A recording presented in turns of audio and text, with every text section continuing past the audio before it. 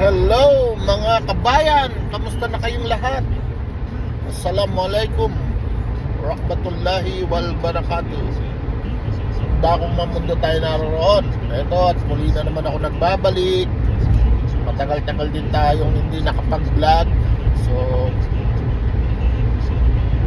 ito lang, masyado kasing na-busy ang inyong lingkod, Mark JR. So ito, today is Saturday here in United States, and mag-ano tayo ngayon, magpa-practice muna.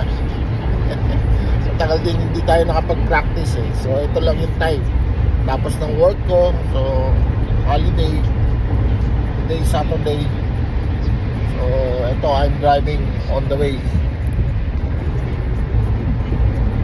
Grabe mga mag-drive dito. Yan, nasa freeway tayo. Yeah.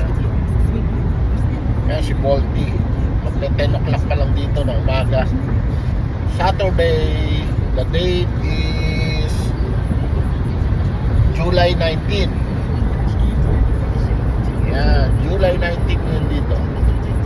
Ito, lagi kong dala si Balti kasi electric at saka malaking konsumo talaga. At saka libre naman ako ng charging sa aking trabaho. So which is good. Nakaka-save ako ng money. Kaya yung isa kong kabayo ano ba yun? Yung isa kong service, si Conan, is standby talaga siya. So wala, nakatambay lang, nakagarahe lang. At ganun din yung aking motor na matagal ko nang hindi nagagamit, pero di bali na lang, doon na lang ako mag-drive sa Pilipinas, inshallah. Okay, ito ang panahon dito medyo makulimlim, parang uulan, pero balita ko dyan sa Pilipinas umuulan dyan may bagyo daw. So ay nako, ganun talaga, bye-bye ba ang panahon. So hopefully hindi naman maka-apekto ng husto. Wag naman sanang malakas yung kung meron mang bagyo sana lumis na lang, doon na lang siya sa dagat, di ba? Yun na lang ang bagyohin niya. Ito, driving tayo, malayo-layo rin to, 55 miles away from my galing ako kasi sa isa kong work. So